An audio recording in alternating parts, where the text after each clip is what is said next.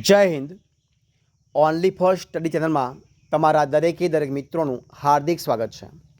તો જોઈએ આજના વિડીયોમાં ગુજરાતની કોઈ પણ સ્પર્ધાત્મક પરીક્ષા હોય તો એની અંદર જે મિત્રો એનસીઈઆરટીના પ્રશ્નો છે એ મિત્રો મહત્ત્વનો ભાગ ભજવે છે. એટલે કે મિત્રો એનસીઈઆરટી મિત્રો એનો પાયો ગણાય છે અને એટલા માટે આપણે એક નવી સિરીઝ ચાલુ કરી છે જેમાં ધોરણ 6થી માંડી અને ધોરણ 10 સુધીના મિત્રો જે એનસીઈઆરટી મિત્રો જે પુસ્તકો છે એ તમામે તમામ બુકોના મિત્રો આપણે જે એના એમસીક્યુ પ્રશ્નો છે મિત્રો એનો આપણે વિડીયો બનાવવાની શરૂઆત કરી છે. તો આજે મિત્રો જે આપણે વિડીયો છે એ ધોરણ 6 છે, સામાજિક વિજ્ઞાન છે, મોસ્ટ આઈએમપી એમસીક્યુ પ્રશ્નો છે અને એ પણ એનસીઈઆરટી જે મિત્રો સિલેબસ છે તો એનસીઈઆરટીના સિલેબસ મુજબ એમસીક્યુ પ્રશ્નો છે. તો વિડીયો પૂરેપૂરો જોજો કે જેથી કરીને તમારે કોઈ પણ પરીક્ષામાં ઉપયોગી નીવડશે. અને આજનો આપણે વિડીયો છે એ વિડીયો ભાગ નંબર 22 છે. તો વિડીયો પૂરેપૂરો જોજો. અને આજના વિડીયોનો પ્રશ્ન એક તમારી સમક્ષ છે. જો શું જે પ્રશ્ન છે કે સમુદ્રગુપ્તનું કોણ મિત્રો સમુદ્રગુપ્તનું અવસાન ક્યારે થયું હતું? તો સમુદ્રગુપ્તનું અવસાન થયું હતું ઈસવીસન 375માં. ક્યારે? ઈસવીસન 375માં. જવાબ બનશે ઓપ્શન બી, ઈસવીસન 375માં સમુદ્રગુપ્તનું અવસાન થયું હતું. જોઈએ આપણે પ્રશ્ન આગળનો. જો શું જે પ્રશ્ન છે કે કઈ સદીમાં મગધમાં ગુપ્ત વંશની સત્તા સ્થપાઈ હતી? તો મિત્રો જે સદી નંબર 3 એટલે કે ત્રીજી સદીમાં મગધમાં ગુપ્ત વંશની સત્તા સ્થપાઈ હતી. જોઈએ પ્રશ્ન આપણે આગળનો કે ચંદ્રગુપ્ત પ્રથમના પુત્રનું નામ શું હતું? ચંદ્રગુપ્ત પ્રથમના પુત્રનું નામ શું હતું? તો મિત્રો એ નામ હતું સમુદ્રગુપ્ત. ઓપ્શન ડી જવાબ આવશે, સમુદ્રગુપ્ત. જે મિત્રો ચંદ્રગુપ્ત જે મિત્રો પ્રથમ હતા એમના પુત્રનું નામ હતું સમુદ્રગુપ્ત. એટલે કે જવાબ બનશે ઓપ્શન ડી, સમુદ્રગુપ્ત. પ્રશ્ન આપણે આગળ જોઈએ કે ઘટોત્કચ શું છે પ્રશ્ન? ઘટોત્કચ અનુગામી ઘટોત્કચ ગુપ્તના અનુગામી રાજા તરીકે કયો રાજા પાટલીપુત્રની ગાદીએ આવ્યો હતો? તો ઘટોત્કચ ગુપ્તના અનુગામી રાજા તરીકે ચંદ્રગુપ્ત પ્રથમ મિત્રો કોણ? ચંદ્રગુપ્ત પ્રથમ રાજા જે છે એ પાટલીપુત્રની ગાદીએ આવ્યો હતો.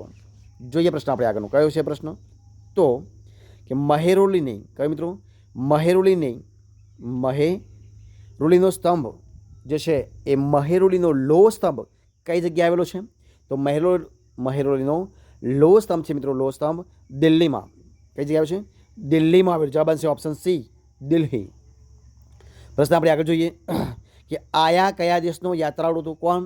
આયા કયા દેશનો યાત્રાળુ હતો? તો મિત્રો આયા એ ચીન દેશનો. કયા દેશનો? ચીન દેશનો યાત્રાળુ હતો. જોઈએ આપણે પ્રશ્નો આગળનો કયો છે પ્રશ્ન કે અષ્ટાંગ હૃદય સંહિતા કયો મિત્રો? અષ્ટાંગ હૃદય સંહિતા કયા શાસ્ત્રને લગતો ગ્રંથ છે? તો અષ્ટાંગ હૃદય સંહિતા મિત્રો જે છે એ આયુર્વેદ છે ના આયુર્વેદ શાસ્ત્રને લગતો ગ્રંથ. જવાબ બનશે ઓપ્શન બી, આયુર્વેદ શાસ્ત્ર. જોઈએ પ્રશ્ન આપણે આગળનો. જો શું છે પ્રશ્ન આગળનો ચર્ચા કરીએ આપણે કે બૌદ્ધ ધર્મના કોણ મિત્રો? બૌદ્ધ ધર્મના મહાયાન અને હીનયાન પંથ કયા યુગ દરમિયાન વિકસ્યા હતા? તો બૌદ્ધ ધર્મના મહાયાન અને હીનયાન પંથ છે એ ગુપ્ત યુગ કયા? ગુપ્ત યુગ દરમિયાન વિકસ્યા હતા. જવાબ છે ઓપ્શન સી, ગુપ્ત યુગ. પ્રશ્ન આપણે આગળ ચર્ચા કરીએ કે ચંદ્રગુપ્ત પ્રથમ પછી કયો રાજા મગધની ગાદીએ આવે છે? તો ચંદ્રગુપ્ત પ્રથમ પછી સમુદ્રગુપ્ત મિત્રો કોણ? સમુદ્રગુપ્ત છે, સમુદ્રગુપ્ત મગધની ગાદીએ આવે. જવાબ છે option D, Samudragupta. Option D જવાબ બનશે. જોઈએ પ્રશ્ન આપણે ચર્ચા કરીએ કે અજંતાની કેટલી ગુફાઓ કોના સમયમાં તૈયાર થઈ હતી? તો અજંતાની મિત્રો જે અજંતાની મિત્રો જે કેટલીક ગુફાઓ છે મિત્રો એ કેટલીક ગુફાઓ કુમારગુપ્ત કોના સમયમાં? તો કુમારગુપ્તના સમયમાં તૈયાર થઈ હતી. જોઈએ પ્રશ્ન આપણે આગળનો શું છે પ્રશ્ન કે કયા વંશને ભારતનો સુવર્ણયુગ કહેવામાં આવે છે? તો મિત્રો જે ગુપ્તયુગ છે એ ગુપ્તયુગ ભારતનો સુવર્ણયુગ કહેવામાં આવે છે. જોઈએ પ્રશ્ન આપણે આગળનો કે ગુપ્ત વંશના કયા રાજાએ કવિરાજનું બિરુદ મેળવ્યું હતું? તો ગુપ્ત વંશના મિત્રો જે સમુદ્રગુપ્ત છે એ સમુદ્રગુપ્ત રાજાએ કવિરાજનું બિરુદ મેળવ્યું હતું. પ્રશ્ન આપણે આગળ ચર્ચા કરીએ કે બૃહદ સંહિતા કઈ સંહિતા? બૃહદ સંહિતા કયા શાસ્ત્રને લગતો ગ્રંથ છે? તો બૃહદ સંહિતા છે મિત્રો એ ખગોળશાસ્ત્ર, કયા ખગોળશાસ્ત્રને લગતો ગ્રંથ જવાબ બનશે ઓપ્શન એ ખગોળશાસ્ત્ર.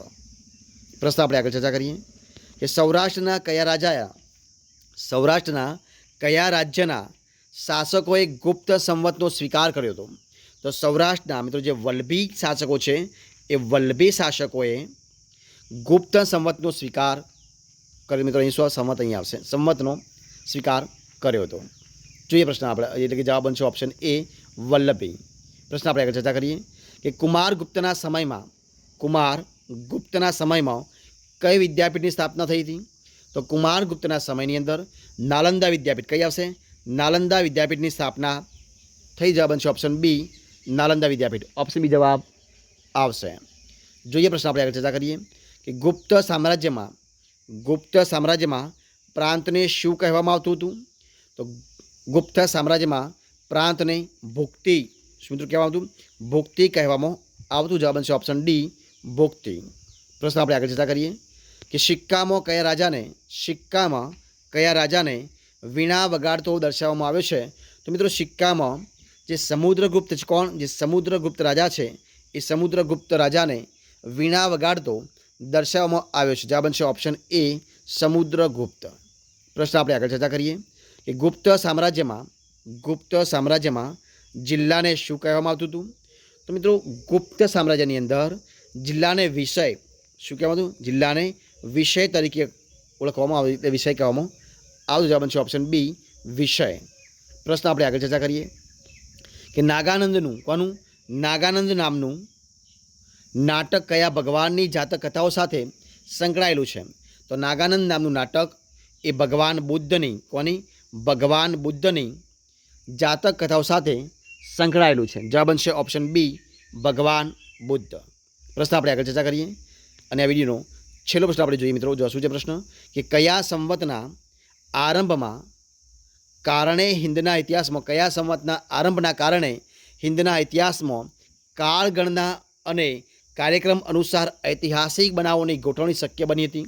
તો મિત્રો ગુપ્ત સંવતના આરંભના કારણે હિન્દની અંદર ઇતિહાસમાં કાળગણના અને કાર્યક્રમ અનુસાર ઐતિહાસિક બનાવોની ગોઠવણી શક્ય બની હતી. જવાબ બનશે ઓપ્શન એ ગુપ્ત સંવત. તો મિત્રો અહીંયા આ પ્રમાણે આપણે જે મિત્રો આપણે 20 જે મિત્રો પ્રશ્નો છે એનો વિડીયો આપણે બનાવીએ છીએ, એ વિડીયો આપણે અહીંયા સંપૂર્ણપણે પૂરો કરીએ છીએ.